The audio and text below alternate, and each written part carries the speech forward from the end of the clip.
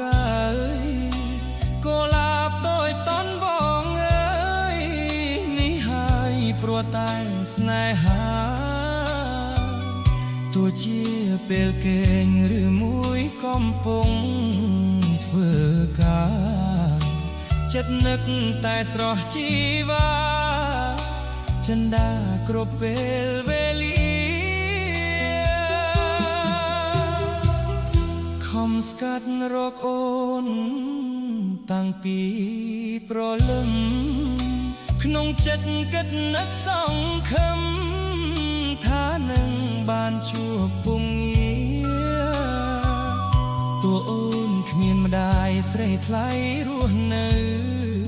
កងព្រាបានគុណជីដូនជរីជាអ្នកមើលថែកុលា